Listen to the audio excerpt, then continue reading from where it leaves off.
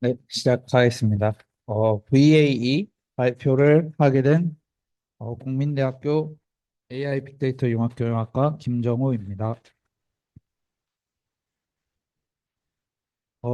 목차는 다음과 같은데요. 제가 원래 항상 발표 준비를 할 때 그 논문 흐름에 맞춰서 항상 준비를 해오는데 제가 그렇게 읽어보니까 너무 이해가 어렵더라고요. 그래서 끝까지 읽어보고 좀 이해가 쉬운 방향에 맞춰서 재구성했습니다. 그래서 최대한 논문이랑 방향은 비슷하나 조금 논문의 순서와는 다른 점을 알고 계셨으면 좋겠습니다.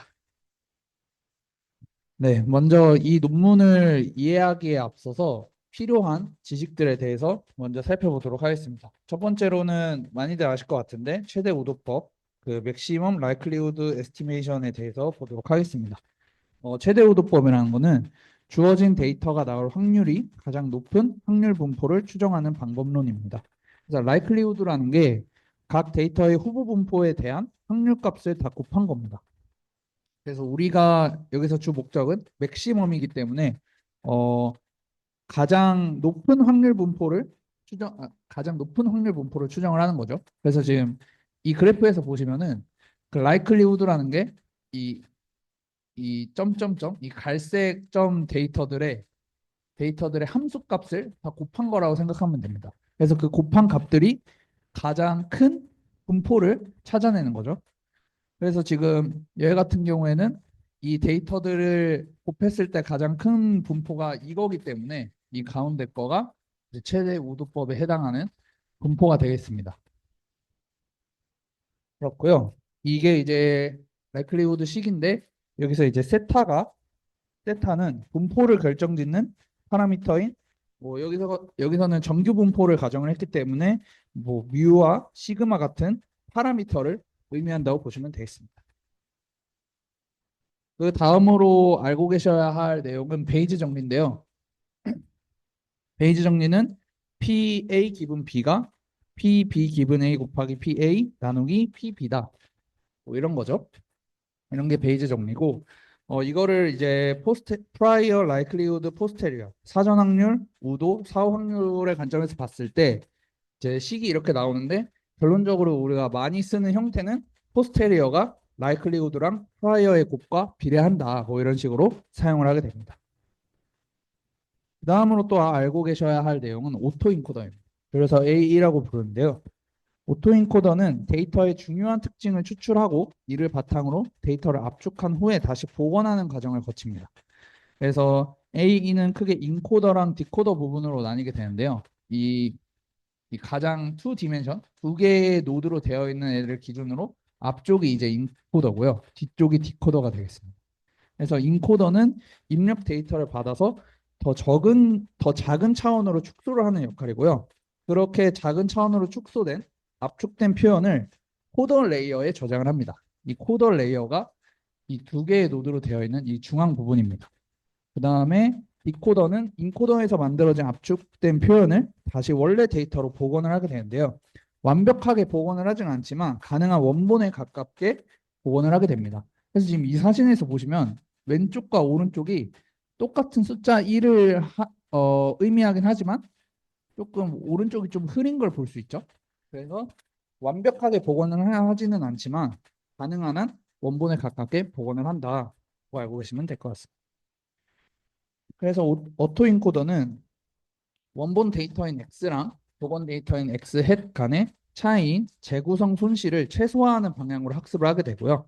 이미지의 중요한 특성들만 뽑아내면 차원 축소를 할 수 있으면서 원본 데이터와 차이도 최소화되게 됩니다. 네, 그 다음에 이제 이 논문의 핵심인 VAE, Variational Autoencoder에 대해서 살펴보도록 하겠습니다. 그 전에 오토인코더, 우리가 앞서 봤던 오토인코더는 주 목적이 인코더 부분입니다. 그래서 여기서 이제 왼쪽이 인코더죠. 그래서 오토인코더 같은 경우에는 인풋을 재구성하기 위한 잠재 변수인 Z를 생성을 합니다. 그래서 인풋을 저차원으로 차원 축소하는 과정에서 재구성 손실을 최소화하는 방향으로 학습을 하게 됩니다. 결국에는 오토인코더는 차원을 축소시키는 게 주 목적이다. 그래서 주 목적이 인코더다라는 거고요. VA 같은 경우에는 주 목적이 디코더라고 되어 있는데요. 인풋의 분포를 잘 근사하는 모델을 생성하는 게 이 VA의 목적입니다. 그래서 샘플링한 Z를 디코더에 넣어서 새로운 확률 분포를 갖는 데이터를 생성을 하게 되는데요. 그때 인풋 분포를 잘 근사하는 모델을 생성하는 것이 VA의 목표입니다. 그래서 생성하려는 확률 분포를 인풋의 분포와 유사하도록 확률 분포의 파라미터들을 학습하게 됩니다. 여기서 갑자기 막 확률 분포 얘기가 나오고 그러는데요. 이거는 뒤에서 설명을 들으시면 아마 이해하게 될 겁니다. 네, 그래서 이제 VA의 구조를 보도록 하겠습니다. 먼저 구조를 가지고 온 이유는 구조를 먼저 파악하고 나서 한 개 한 개씩 뜯어보는 게 좀 더 이해가 편할 것 같아서 가져와 봤고요. 여기 보시면은 인풋인xi가 들어가게 되면은 이 q파이 x라는 가우시안 인코더를 통과하게 됩니다. 네, 가우시안 인코더라는 거는 인코더가 가우시안 분포를 따른다는 건데요. 우리가 A 같은 경우에는 앞서 살펴본 이것처럼 고정된 벡터들, 즉 노드들이 있는 반면에 VA는 확률 분포로 되어 있습니다. 인코더와 디코더가. 그래서 확률 분포를 샘플링한다고 생각을 하시면 되겠습니다. 그래서 인코더 같은 경우에는 가우시안 분포를 따르게 되고요. 그거 가우시안 분포를 따르니까 이제 뮤랑 시그마가 있겠죠. 그래서 뮤랑 시그마, 그다음에 엡실론이 여기 있는데요. 이 엡실론은 이제 정규 분포에서 샘플링 된 겁니다. 이것들을 통해서 잠재 변수 Z를 만들고 그 Z를 이제 베르누이 분포를 따르는 디코더를 통과시켜서 마지막 아웃풋이 나오게 됩니다. 이거에 대해서 아직 이해가 안 되실 텐데 뒤에서 좀 더 자세하게 살펴보도록 하겠습니다. 네, 그 다음에 이제 VA에 대해서 좀 더 자세하게 살펴보도록 하겠습니다. 앞서 말씀드렸듯이 VA 주 목적은 디코더입니다. 그래서 첫 번째로 VA를 만들 때 디코더로 시작을 했습니다. 그래서 여기 보시면은 이 잠재 변수 Z가 있고 그 다음이 X 이렇게 아웃풋이 나오는 이 디코더 네트워크로 시작을 하게 됐는데요. 어, VA 분포를 VA는 분포를 사전 정의합니다. 그래서 앞서 봤듯이 뭐 인코더는 가우시안, 뭐 디코더는 베르노이 이것처럼 분포를 사전 정의하는 제너레이티브 모델입니다. 그래서 찾고자 하는 PX를 알아내기 어렵기 때문에 잠재 변수로 PX에 간접적으로 접근하는 모델입니다. 그래서 여기서 보시면은 요 뒤에서 좀 더 보겠습니다. 그래서 VA에서는 모델이 주어진 데이터 X를 얼마나 잘 설명할 수 있는지를 평가하고 싶습니다. 이걸 이제 marginal likelihood, 그래서 P 세타 X가 되고요. 이거를 좀 더 자세히 살펴보면은 이 Z가 지금 P 세타 P 세타 Z를 따른다라고 되어 있죠. 정확하게는 이 오른쪽 그림을 보시면은 Z는 PZ라는 분포에서 샘플링 된 값입니다.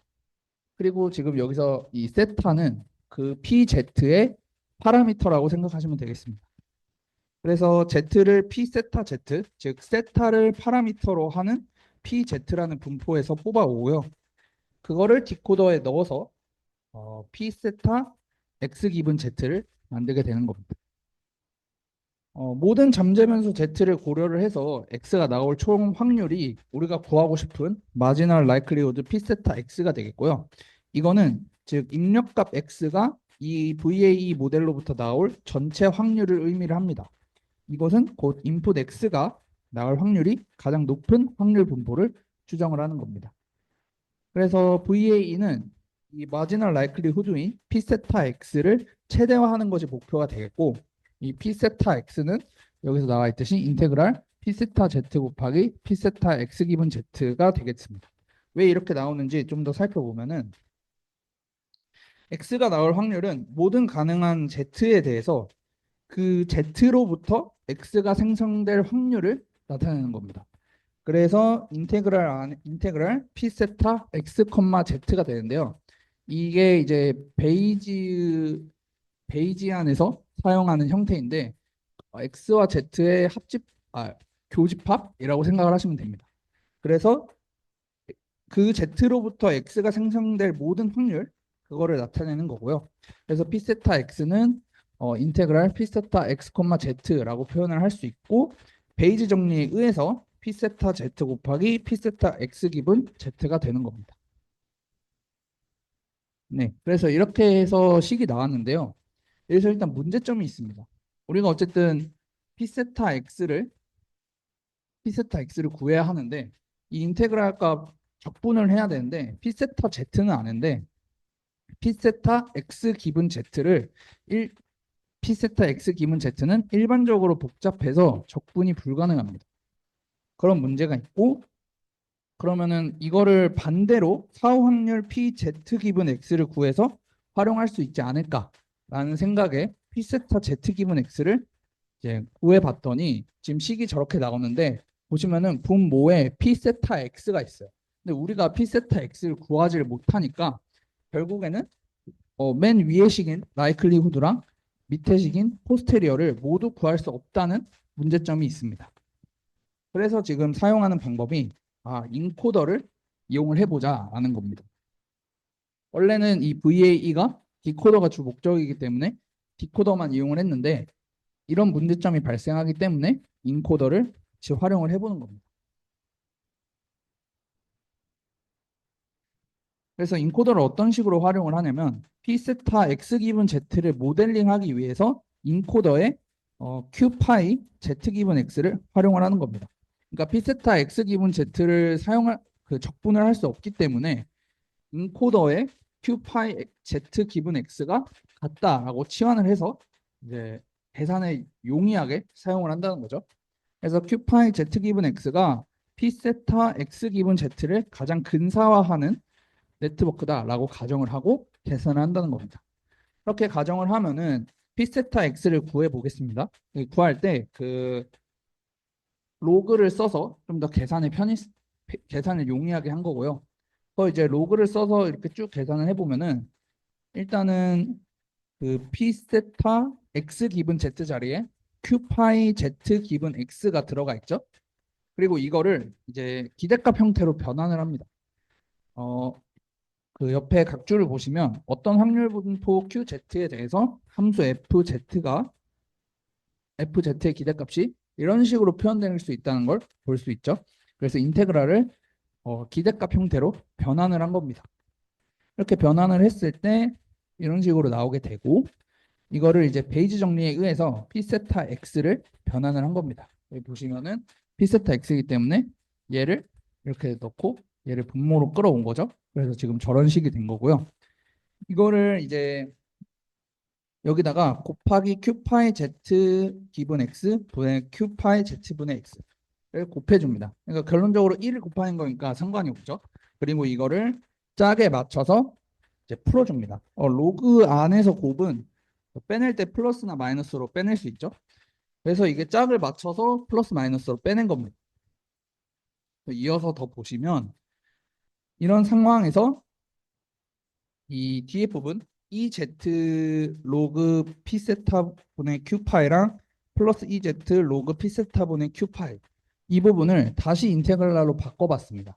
인테그랄로 바꿔봤을 때 어떤 신기한 점이 생기냐면 여기 각줄을 보시면 KR 다이버전시라는 게 있죠.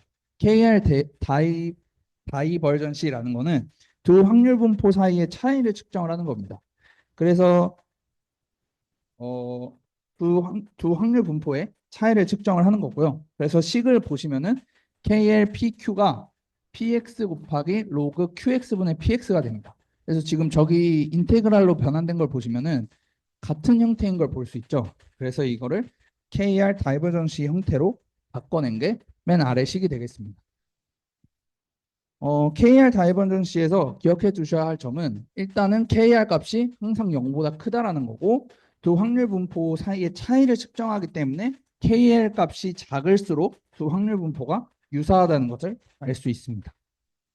그래서 맨 아래 최종식을 한번 보시면 앞에 부분 로그 P세타 X 기분 Z는 디코더 네트워크죠.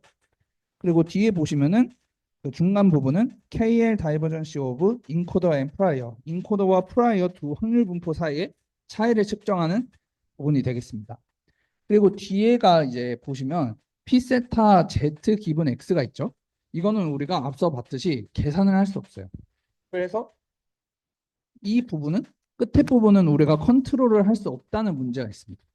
그 반면에 앞에 디코더 네트워크랑 KL 다이버전시 오브 인코더 앤 프라이어 부분은 우리가 컨트롤이 가능한 부분이죠. 그래서 이걸 식으로 어떻게 바꾸냐면 DL을 날립니다. 그래서 맨 끝에 부분을 어떻게 날리냐? 우리가 여기서 봤듯이 KL은 항상 0보다 크죠. 그래서 DL을 날리면서 이런 식으로 표현을 하게 됩니다. 그리고 이런 식으로 표현한 거 EZ 로그 P 세타 X 기분 Z 빼기 KL 값이 우리가 여기 이 논문에서 엘보라고 부릅니다. 그리고 엘보를 이 마이너스 L, X, 세타, 파이 이렇게 표현을 할 수 있습니다. 어, 여기서 보시면 엘보 값이 KL 값을 최소화하면은 엘보가 최대화된다라고 되어 있는데 너무 당연한 게 저 두 개가 엘보죠. 근데 KL 값이 작아지면은 전체 값인 엘보가 당연히 최대화됩니다. 근데 우리가 KL에서 설명을 했듯이 KL 값이 작을수록 두 확률 분포가 유사한 거니까 우리는 KL 값을 작게 하는 게 목적이겠죠. 그래서 결론적으로 KL 값이 작을수록 유리하기 때문에 엘보를 최대화시키는 방향으로 학습을 하게 됐고 그래서 엘보를 최대화시키는 방향으로 우리의 파라미터인 파이랑 세타가 학습되게 됩니다. 이거를 좀 더 이식을 이제 여기다가 마이너스를 곱한 겁니다. 마이너스를 곱해서 엘보를 최적화 문제로 변경을 한 겁니다. 그래서 마이너스를 곱했으니까 이제 얘를 최소화시켜야겠죠. 그래서 이식을 최소화시키는 파라미터 파이랑 세타를 찾는 게 우리의 목표가 되겠습니다. 그럼 이식을 좀 더 자세히 살펴보시면 앞부분은 이제 재구성 오차 그리고 뒷부분은 정규화 오차가 되겠습니다. 그래서 앞부분 reconstruction error를 보시면 입력 데이터랑 생성한 출력 데이터 간의 차이가 재구성 오차가 되겠습니다. 이거는 이제 쉽게 얘기하면 input x가 들어왔을 때 x가 나올 수 있도록 하는 둘 사이의 차이를 이제 reconstruction error라고 하고요. regularization error 같은 경우에는 이 잠재 변수 z의 확률 분포와 원하는 잠재 변수 z 확률 분포 사이의 차이를 의미를 합니다. 그래서 x가 인코더 그러니까 q를 통과하고 나온 z가 내가 아는 z의 분포와 얼마나 유사한가 그거를 찾는 게 이제 정규화 오차라고 보시면 됩니다. 그래서 정규화 오차부터 좀 자세히 계산을 해보도록 하겠습니다. 정규화 오차에는 가정이 두 가지가 필요한데요. 첫 번째로는 인코더가 가우시안 분포를 따른다라는 가정이 필요합니다. 그래서 q 파이 z 기분 x가 이제 가우시안 분포 뮤 시그마 제곱 i를 따른다라고 되어 있고요. 가정 두 번째는 프라이어가 정규 분포를 따른다. 그래서 p 세타 z가 정규 분포 0, i. 여기서 i가 이제 단위 벡터입니다. 1로 되어 있는. 그래서 이런 가정 두 개에 의해서 regularization error를 계산을 해본 겁니다. 이걸 계산을 할 때 이 아래에 있는 KLD를 사용을 하게 되는데요. 저도 이거 잘 모르는데 그냥 맞춰본 겁니다. N1이 지금 이 PZ고 N0가 Q파이 Z 기분 XI가 되겠죠? 근데 우리가 지금 이 N1 즉 PZ가 정규 분포로 가정을 했습니다. 그러면은 여기서 1값 정규 분포니까 정규 분포 0,i니까 평균이 0이고 시그마가 1인 거죠. 그래서 지금 이 시그마 1짜리에다가 다 1을 넣어주고 이제 뮤 1에다가 다 0을 넣어준 게 이 첫 번째 식이 됩니다. 그래서 이 첫 번째 식을 쭉 풀었을 때 이제 세 번째 이런 값이 나온다라고 보시면 되겠습니다. 이건 이제 계산을 할 수 있는 값이겠죠. 그다음에 이제 reconstruction error를 보시면은 여기서는 이제 몬테카를로 기법을 사용을 합니다. 베이지안 수업을 들으면은 아실 수도 있는데 몬테카를로 기법은 이제 쉽게 얘기하자면 복잡하거나 정확한 해석이 어려운 문제를 확률적인 시뮬레이션을 통해서 근사적으로 해결하는 수치적 기법입니다. 그래서 무작위 샘플링을 반복해서 통계적으로 평균한 결과를 추정을 하는 방법이 몬테카를로 기법이다 라고 생각하시면 되겠습니다. 이 몬테카를로 기법을 사용하는 이유가 얘, 이, 이 기대값을 다시 인테그랄로 바꿨을 때 얘를 적분이 안 돼요. 적분이 안 되기 때문에 몬테카를로 기법을 이용을 해서 계속해서 샘플링을 해서 이것의 평균을 낸 값을 일치시킨다라고 생각하시면 됩니다. 그래서 이 적분을 계산할 수가 없으니까 몬테카를로 방식으로 샘플링을 하는 거고요. 이렇게 해서 몬테카를로 테크니크를 이용해서 결론적으로 L분의 1에 시그마 어쩌고 이렇게 나오게 됩니다. 그래서 시그마를 L로 나눴으니까 평균을 내는 거죠. 그래서 L로 나누기 때문에 L번 반복한 거를 알 수 있겠죠. 그런데 여기서 또 문제점이 딥러닝에서는 몬테카를로 기법이 사용이 어렵습니다. 왜냐하면 계속해서 샘플링을 해야 되기 때문에 그렇게 되면 시간이 너무 오래 걸리는 문제가 생기게 됩니다. 그래서 보통 L은 1로 가정을 하고 실험을 진행을 하고요. 실제 논문에서도 L은 1로 가정을 하고 실험을 진행합니다. 그래서 L은 1이라는 건 결국에는 이제 샘플링을 한 번 한다. 한 번 하는 걸로 그냥 퉁친다. 이런 의미로 받아들이시면 되겠습니다. 근데 이제 진짜 문제점이 있는데요. 문제는 Z를 샘플링했기 때문에 역전파 연산 시에 미분이 불가능하다는 겁니다. 그러니까 이게 쉽게 얘기하면은 샘플링이니까 난수를 뽑는다고 생각을 했을 때 난수를 뽑는 샘플링 연산 자체가 그러니까 랜덤한 값들이 딱딱딱 이렇게 뽑히는 거니까 그런 연산이기 때문에 미분이 정의되지 않거나 미분이 불가능한 겁니다. 근데 우리가 역전파 계산을 할 때 미분을 해야 되기 때문에 이거를 해결하기 위해서 리퍼러미터라이제이션 트릭 이거를 사용을 하게 됩니다. 이게 뭐냐면은 Z를 샘플링하지 않고 정규 분포에서 샘플링된 입실론을 세타의 엘리멘트 와이즈 프로덕트 하는 겁니다. 엘리멘트 와이즈 프로덕트라는 건 두 행렬의 각 원소끼리 1대1로 곱하는 연산이죠. 그래서 이거를 사용해서 Z를 어떻게 미분을 할 수 있게 하냐. 지금 우리는 원래는 이 뮤 i랑 시그마 i를 통해서 이제 Z i를 구했죠. 근데 그건 샘플링을 하는 거기 때문에 얘가 식이 안 나와서 미분을 못 해요. 그래서 샘플링을 여기다 하는 겁니다. 그래서 이 정규 분포에서 엡실론을 샘플링을 해서 그 샘플링한 거를 시그마 i랑 이제 엘레멘트 와이스 프로덕트 하고 그거를 뮤 i랑 더해서 Z를 만들게 되는 겁니다. 그래서 식이 Z가 뮤 더하기 시그마 곱하기 엡실론 이렇게 되어 있죠. 그래서 이거를 통해서 역전파 연산 시에 미분이 불가능한 문제를 해결을 하게 됩니다.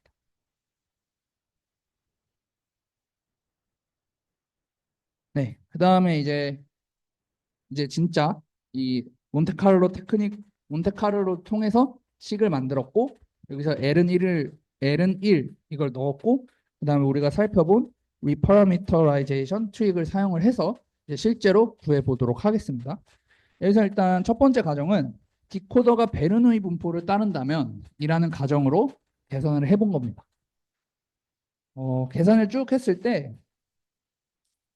계산을 쭉 했을 때 여기 보시면은 크로스 엔트로피 형태가 나오는 걸 볼 수 있습니다. 그래서 여기서 결론은 디코더를 베르누이 분포를 쓰면은 크로스 엔트로피식으로 나올 수 있다. 이걸 알 수 있는 거고요.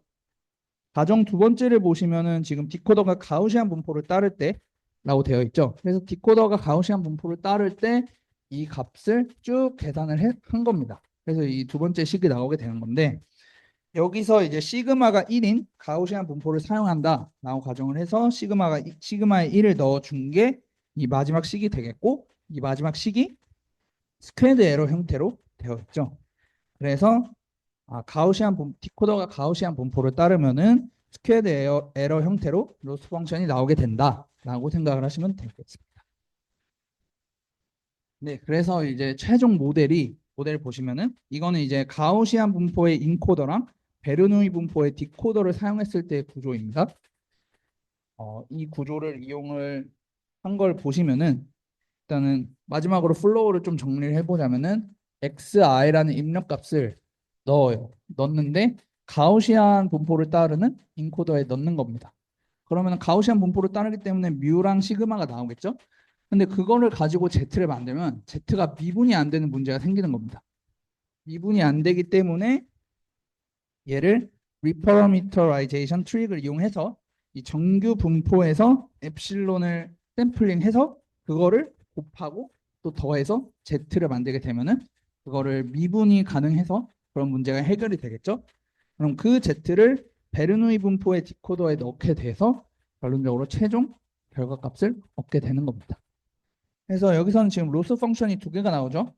reconstruction 에러랑 regularization 에러가 나오는데 reconstruction 에러 같은 경우에는 크로스 엔트로피 형태가 나오게 된다라고 보시면 되겠습니다. 그래서 이게 이제 전체 구조가 되겠고요. 네, 그 다음에 이제 이 논문에서는 SGVB랑 AEVB 두 개를 제안을 하게 되는데 SGVB 에스티메이터 같은 경우에는 복잡한 확률 모델에서 효율적으로 사후 분포를 추정할 수 있는 방법이 SGVB 에스티메이터입니다. 이거 같은 경우에는 연속형인 잠재 변수 Z랑 학습 가능한 파라미터 세타를 가진 모델에서도 사후분포 근사를 효율적으로 수행할 수 있다는 장점이 있고요. 여기서 사후분포 근사라는 것은 데이터를 보고 잠재 변수가 어떤 값을 가질지 확률적으로 추정하는 것을 의미를 합니다. 그래서 SGVB 에스티메이터 같은 경우에는 엘보를 최대화하는 방향으로 학습을 하게 되고요. 최적화에는 확률적 경사 하강법을 사용을 하게 됩니다. 그 다음에 이제 AEVB 알고리즘을 사용을 하는데 이거는 VAE 모델을 학습할 때 사용하는 알고리즘이고요. 데이터가 독립적이고 동일한 분포, 여기서는 이제 IID를 가정을 합니다. 이 동일한 분포를 따르면서 연속적인 잠재 변수를 가지는 경우에 잘 작동하는 알고리즘이 AEVB 알고리즘입니다. 그래서 이거는 SGVB 에스티메이터를 이용을 해서 효율적으로 추론과 학습이 가능하고요. 전통적인 MCMC, 여기 MCMC는 아까 살펴봤던 몬테카를로를 얘기를 하는 겁니다. 전통적인 MCMC처럼 반복적인 샘플링을 하지 않아도 모델 파라미터를 효과적으로 학습할 수 있게 됩니다. 그래서 지금 이 논문에서 제시하는 두 가지 SGVB랑 AEVB를 간략하게 이제 정리를 해보자면은 SGVB 같은 경우에는 확률적 경사 하강법으로 사후 분포를 근사 추정하는 방법이 되겠고요. AEVB 같은 경우에는 SGVB를 기반으로 만든 VAE에 적용되는 효율적인 학습 알고리즘을 의미한다라고 보시면 되겠습니다. 네, 이제 드디어 이제 실험 부분인데요. 이 실험을 AEVB 알고리즘이랑 웨이크 슬리프 알고리즘을 비교를 했습니다. 여기서 이제 초록색이 웨이크 슬립 알고리즘이고요. 빨간색이 AEVB, 지금 이 논문에서 주장하는 알고리즘이 되겠는데 이 그래프를 보시면은 일단은 여기서 NZ가 지금 3, 5, 10, 20, 200 이렇게 가죠. 이 NZ가 잠재 변수 Z의 개수입니다. 그리고 그 세로축 값을 보시면 세로축이 엘보죠. 엘보라서 엘보는 클수록 좋잖아요. 그래서 지금 이 Y축이 위로 갈수록 좋다라고 생각을 하시면 됩니다. 그래서 지금 이 위에 그래프만 봐도 이 빨간색, 이 저자들이 얘기하는 AEVB 알고리즘이 기존의 웨이크 슬립 알고리즘보다 다 높은 것을 확인할 수 있습니다. 그래서 이 저자들이 제안하는 AEVB 방식이 기존에 쓰던 방식보다 더 좋다라는 것을 알 수 있고요. 그 다음에 또 하나 알 수 있는 게 이 NZ가 보시면은 3, 5, 10, 20 가다가 마지막에 200을 갑니다.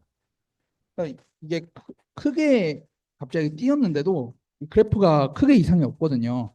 그래서 이게 크게 오버피팅 되지 않았구나라는 것을 알 수 있고 이 이유를 저자들은 정규화 때문이다라고 얘기를 합니다. 네, 그래서 결론은 variational lower bound의 reparameterization을 통한 SGVB 에스티메이터를 이 논문에서 제안을 했고요. 그 다음에 SGVB 에스티메이터를 사용해서 recognition 모델을 최적화했고 AEVB 알고리즘을 제시를 했는데 이거는 사후 확률 파라미터를 학습 가능하게 한다라고 보시면 되겠습니다. 네, 이상으로 발표를 마치도록 하겠습니다. 감사합니다.